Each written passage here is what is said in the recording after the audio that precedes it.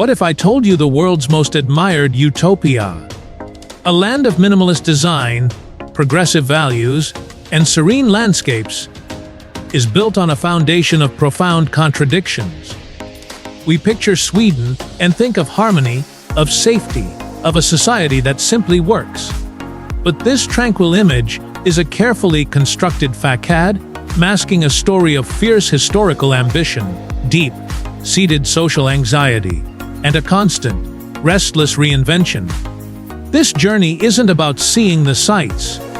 It's about pulling back the curtain on a nation that mastered the art of projecting perfection, while quietly wrestling with its own identity. Forget what you think you know. We're going to decode the real Sweden, a country far more complex and fascinating than any travel guide will ever tell you. Your first impression of Sweden, looking at a map, is one of sheer scale. It's a giant, the fifth largest country in all of Europe, sprawling across nearly 450,000 square kilometers. It dwarfs its Nordic neighbors and could easily swallow countries like Germany or the UK. Yet, this vast expanse is home to just over 10 million people. To put that in perspective, Thailand, a country with a slightly smaller land area, has a population of over 71 million.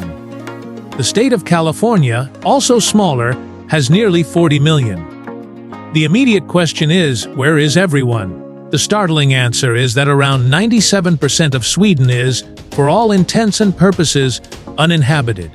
But to call it empty is to misunderstand it completely. This isn't a failure to populate, it's a deliberate, almost spiritual, act of preservation. This is a kingdom of forests, a domain of 10,000 lakes, a landscape where nature isn't just a backdrop. It is the main character. This profound connection is enshrined in a unique law, a cultural cornerstone known as Allemansrätten, or the right of public access. This isn't just a suggestion, it's a constitutionally protected right that allows anyone to roam freely through the countryside, to hike, to camp for a night, to pick wild berries and mushrooms, as long as they do so respectfully. It's a right that fosters a deep, personal relationship with the land, teaching a sense of shared ownership and responsibility from a very young age.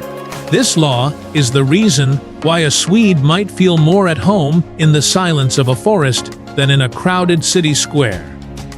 This reality is etched into the country's very soul. With only 8% of its land considered arable, Sweden could never become an agricultural superpower like the United States or China. This scarcity wasn't a weakness. It was a defining feature that shaped its destiny. It forced the Swedish people to look outwards to become masters of the sea during the Viking Age, and later, to become masters of engineering and innovation. The forest wasn't just wood, it was the raw material for a global paper industry and the inspiration for melancholic art and literature that speaks of long winters and fleeting summer light. The iron ore buried beneath it wasn't just rock, it was the genesis of a steel and automotive empire. Travel north, into the vast region of Norrland, which covers nearly 60% of the country, and this feeling intensifies. Here, you enter the land of the Susmai, Europe's only recognized indigenous people. For millennia, their culture has been interwoven with the Arctic landscape, their lives revolving around the seasonal migration of reindeer herds. Their story is another layer of complexity in the Swedish narrative. A tale of resilience and cultural survival in the face of historical assimilation policies. So when you travel through Sweden and see endless stretches of pine and birch, broken only by the glint of a distant lake, you are not looking at empty space. You are looking at the source of the national character, resilient, self-sufficient, and deeply connected to a wilderness that is both a resource and a sanctuary. It's this immense, quiet space that fosters the Swedish appreciation for solitude and reflection, a trait that can be both calming and, as we'll soon discover, incredibly challenging for outsiders. This vastness isn't a void. It's the canvas on which the entire Swedish story is painted. How does a nation with so few people, in such a harsh climate, become the 7th richest country in Europe? The answer isn't just in the ground. It's in the mind. It's in a unique philosophy that blends engineering prowess with a profound social contract. And you see its most famous symbol on every street corner, a Volvo. To an outsider, a Volvo is just a car, renowned for its safety features like the 3-point seatbelt, which they invented and then gave away the patent for free, for the good of humanity. To a Swede, it's a rolling metaphor for the folkhemmet, the people's home. This was the grand 20th century political vision, articulated by Prime Minister Per Albin Hansson in the 1920s, to build a society that was as safe, reliable, and caring as a good home. The goal was to erase the stark lines between social classes, ensuring that every citizen, from the factory worker to the banker, had a stake in the nation's success and was protected by its safety net. The Volvo car wasn't just engineered to protect its driver in a crash. It was engineered to navigate the treacherous winter roads, to be a dependable companion for long journeys across a vast country. Its very existence is a promise of security, a physical manifestation of the state's commitment to its citizens. That's why you see them everywhere. They are a vote of confidence in a shared ideal. This philosophy extends far beyond Volvo, Scania trucks, or even the mind-bending Koenigsegg hypercars. It's the invisible blueprint behind Sweden's other global titans. This is a nation of inventors, a legacy stretching back to Alfred Nobel and Lars Magnus Ericsson. Today, that legacy lives on. Think of IKEA. It's not just about cheap furniture, it's about democratic design. The idea that everyone, regardless of income, deserves a beautiful and functional home. Its flat pack efficiency is a masterclass in Swedish pragmatism. But it's also a story of contradiction, a brand that promotes a wholesome Swedish image while operating through a famously complex and controversial corporate structure designed to minimize taxes. Think of Spotify. It didn't just change how we listen to music, it organized the chaotic world of digital audio into a clean, accessible, and social platform. It created order from noise, but in doing so, also fundamentally altered the economics of the music industry, sparking fierce debate about fair compensation for artists. Think of Klarna, the fintech giant that simplified online payments with its buy now, pay later model, removing friction and building trust, while also raising questions about consumer debt.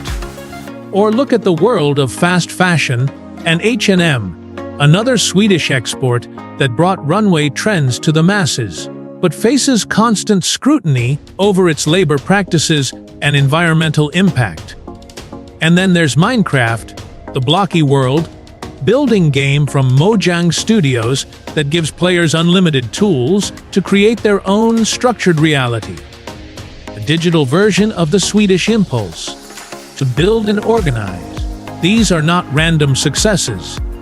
They are all exports of the Swedish psyche, a passion for practical solutions, an obsession with clean design, and a deep-seated belief in making complex systems simple and accessible for the many. This is the engine of the Swedish economy, a globally competitive, high-tech machine humming quietly in the middle of an ancient forest. This, people's home, sounds idyllic. Free university education, heavily subsidized healthcare, a world-famous parental leave system that offers 480 days of paid leave to be shared between parents, with 90 days reserved specifically for each one, to encourage shared responsibility. low crime rates, and a ranking as the 6th happiest country on Earth. It's the Swedish model, a system admired and studied the world over. But this utopia comes at a staggering price, one that is paid for by every single person living here. And today, the foundations of that model are showing deep cracks. The magic ingredient is, of course, taxes. Sweden has some of the highest tax rates in the world. The combination of local and national income tax can approach 60% for high earners, and the standard value, added tax or MOMS, is 25% on most goods and services. For decades, the social contract held firms. Citizens paid these high taxes with a high degree of public trust. Till it. Believing the state would efficiently deliver unparalleled security and services in return. The average annual salary, at over $46,500, is 39% higher than the European average, which helps soften the blow. And remarkably, the cost of living is about 14% lower than in the United States, with rent being almost 50% cheaper, making the high taxes feel more like an investment than a burden. But recently, this delicate balance has been disrupted. Like much of the world, Sweden is battling severe inflation. Rising prices are squeezing household budgets, and increased interest rates are making loans for homes and businesses more expensive. The promise of the people's home feels less certain when the cost of groceries becomes a source of daily anxiety. The famously robust healthcare system, while excellent in emergencies, is plagued by long waiting times for specialist appointments and non-critical procedures, a frequent topic of political debate. However, the greatest challenge to the Swedish model isn't just economic, it's demographic. Before World War II, Sweden was remarkably homogeneous. That began to change slowly with labor migration. But the true transformation came in 2015. In response to the Syrian civil war, Sweden, a nation of 10 million, took in over 160,000 asylum seekers, the highest per capita of any EU nation. It was a bold humanitarian gesture, perfectly aligned with its self-image as a moral superpower. Today, official statistics show that Syrians are the largest foreign-born group, with nearly 200,000 people, followed by Iraqis. This rapid influx has placed immense strain on the social fabric. It has led to significant challenges in integration, creating residential segregation in the suburbs of major cities. These areas, often unfairly labeled no-go zones by foreign media, face higher unemployment and social exclusion, which in turn have been linked to a rise in gang-related crime, a problem that has shocked a nation accustomed to peace. This has sparked a political firestorm. The Sweden Democrats, a party with roots in the far right, capitalized on these anxieties. For years they were a pariah in Swedish politics. Today, they are the second largest party in parliament, providing crucial support to the center-right government and profoundly influencing its policies on immigration and law and order. The Sweden of today is a nation grappling with a new, multicultural reality, trying to figure out how to extend the promise of the people's home to those who were not born into its homogeneous past. For any foreigner moving to Sweden, the most immediate and confusing challenge is not the weather or the language, but the people. Swedes are, by and large, impeccably polite, well-behaved, and helpful. But they are also famously reserved. They avoid small talk with strangers, keep to themselves on public transport, and rarely initiate social contact. For an outsider, this can feel cold, even isolating. Many new arrivals describe a profound sense of loneliness, of being on the outside of an invisible wall. But this isn't unfriendliness, it's culture. And to understand it, you need to learn 3 words that are the secret keys to the Swedish soul legum, fika, and the unspoken rule of jantelägen. Lagom is an untranslatable concept, but it roughly means just the right amount. Not too much, not too little. It's a philosophy of moderation, balance, and appropriateness that permeates every aspect of life. You see it in the clean, uncluttered lines of Scandinavian design. You hear it in the way Swedes speak, calmly and without excessive emotion. It's why they don't boast about their achievements or engage in loud, boisterous conversation. Lagom dictates that standing out too much is considered slightly improper. This isn't coldness, it's a deep-seated cultural preference for equilibrium and social harmony. If Lagom is the invisible wall, then fika is the secret door. On the surface, fika is just a coffee and cake break. But in reality, it is a sacred social institution. It's a dedicated moment to pause your work, step away from your desk, and connect with colleagues or friends over a coffee and a Cannibal Eller's cinnamon bun. It's structured, it's expected, and it's one of the few contexts where informal social interaction is actively encouraged. In a Swedish workplace, skipping fika is seen as almost anti-social. If you want to make friends in Sweden, suggesting a fika is far more effective than trying to start a random conversation at a bus stop. But beneath Lagom lies a darker, more prescriptive cultural force known as jantelagen, or the law of Jante. Though originating in a Danish, Norwegian novel, its 10 rules are deeply embedded in the Swedish psyche. They all boil down to one core message. You are not to think you are anything special. Don't think you're smarter, better, or more important than anyone else. This law is the root of Swedish egalitarianism, but it's also what stifles individual ambition and makes self-promotion a cardinal sin. It explains the aversion to boasting and the collective focus over individual stardom. So how do you break through? The answer lies in shared activity. The real social life of Sweden happens in föreningar, associations and clubs.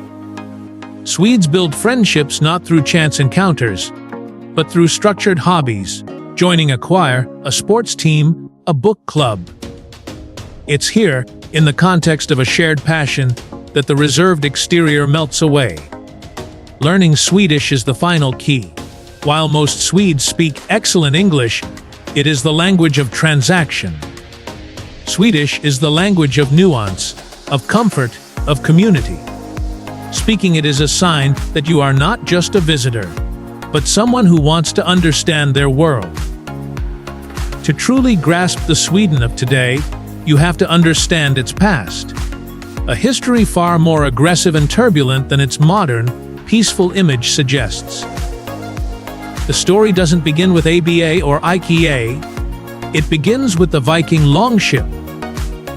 The Vikings weren't just raiders, they were master navigators, traders, and explorers who projected Scandinavian power across Europe. This ambition culminated in the 17th century, the era of the Swedish Empire, when Sweden, under warrior kings like Gustavus Adolphus, was a dominant European military power controlling territories all around the Baltic Sea. Stockholm was the capital of a formidable empire, but this age of greatness was built on constant warfare and ultimately proved unsustainable. A series of devastating wars, particularly the Great Northern War against a coalition led by Russia, brought that era to a crushing end. From the ashes of that imperial ambition, a new Swedish identity was born. In the early 19th century, the country adopted a policy of strict neutrality. For over 200 years, through the Napoleonic Wars, World War I, and World War II, Sweden stayed out of military alliances. This neutrality became the cornerstone of its foreign policy and its national identity. It was the foundation of its role as a global peacemaker, a mediator, and the world's moral conscience. However, this neutrality was always more pragmatic than pure. During the Cold War, Sweden publicly maintained its non-aligned stance while secretly cooperating extensively with NATO, sharing intelligence and preparing for a potential Soviet invasion. It was a classic Swedish contradiction, projecting an image of pure neutrality while playing a pragmatic game of survival behind the scenes. The assassination of Prime Minister Olof Palme in 1986, a vocal champion of this moral foreign policy, was a national trauma that shattered this sense of innocence. A mystery that still haunts the country today. For 2 centuries, this identity of neutrality was unshakable. Then, on February 24, 2022, Russia invaded Ukraine. The shockwave of that invasion shattered Sweden's long-held beliefs about its own security. The idea that neutrality could protect them from modern aggression suddenly seemed dangerously naive. What happened next was a political earthquake. In a stunning reversal of 200 years of history, Sweden, alongside Finland, applied to join NATO. The process was fraught with diplomatic hurdles, most notably from Turkey, but the decision itself represented a fundamental redefinition of what it means to be Swedish. The nation that prided itself on going its own way, on being a neutral arbiter, had chosen a side. It was a pragmatic, painful admission that in the 21st century, not even the quiet kingdom in the north can stand alone. This shift is perhaps the most dramatic evidence that Sweden is not a static museum of social democracy, but a nation still being forged in the fires of European history. Nowhere is Sweden's capacity for reinvention more visible than in its capital, Stockholm, nicknamed the Beauty on the Water. The city is an astonishing archipelago built across 14 islands where Lake Mälaren meets the Baltic Sea. Connected by 57 bridges, it's a city that lives and breathes with the water. It's also home to the world's first national city park, a vast green lung that runs through the urban landscape, offering forests and swimming spots right in the heart of the city. But it wasn't always this pristine. Like many European capitals, Stockholm was once a polluted, industrial city. What you see today, the crystal clear swimming areas in the city center, the air so clean you can feel it, is the result of a conscious, decades-long transformation. In 2010, Stockholm was named the first ever European green capital, a recognition of its pioneering work. This isn't just talk, it's policy woven into the fabric of daily life. Sweden's policy of extended producer responsibility, EPR, makes manufacturers financially responsible for the recycling of their products. The most visible example is the pant system. When you buy a drink in a bottle or can, you pay a small deposit of 1 or 2 kroner. You get that money back when you return the empty container to a recycling machine in any supermarket. It's a simple, brilliant system that has resulted in astoundingly high recycling rates and incredibly clean streets. The city's buses run largely on biofuels. A congestion tax discourages driving in the city center, and an advanced district heating system captures waste heat from industries and data centers to warm homes. The city has relentlessly pursued its green ambitions, cutting CO2 emissions by 25% since the 1990s and setting a bold goal to be completely fossil fuel-free by 2050. This national commitment to the environment found its most famous voice in a teenage girl who sat outside the Swedish parliament with a simple hand-painted symbol: School Strike for Climate. Greta Thunberg became a global phenomenon, but she is not an anomaly. She is the product of a culture that has elevated environmental consciousness to a core civic duty. Yet, even here there is a contradiction. While celebrated abroad, within Sweden her uncompromising style was sometimes seen as violating the principles of lagom and consensus, sparking as much debate as admiration. Stockholm's success is a testament to the Swedish model applied to ecology, a collaborative effort between the government, which sets ambitious goals, corporations, which are held responsible, and citizens who actively participate. It's a living phoenix, risen from its industrial past to become a global blueprint for a sustainable urban future, a modern expression of that timeless, deeply ingrained love for nature. So, we return from our journey, not with simple snapshots, but with a deeper understanding. Sweden is not a straightforward utopia. It is a land of fascinating paradoxes, a vast, wild country that gave birth to hyper-efficient global brands, a society built on a promise of collective welfare that is now facing profound social and economic tests, a historically neutral power that has been forced to choose a side in a volatile world. It's a nation that teaches us that perfection is an illusion, but that progress, through quiet determination, thoughtful design, and a willingness to reinvent oneself, is always possible. What part of Sweden's complex story surprised you the most? Share your thoughts or questions in the comments below. If this journey opened up a new perspective for you, please share this video with a fellow traveler who loves to look deeper than the surface, and subscribe for more deep dives into the world's most fascinating and misunderstood places. Thank you for exploring with me.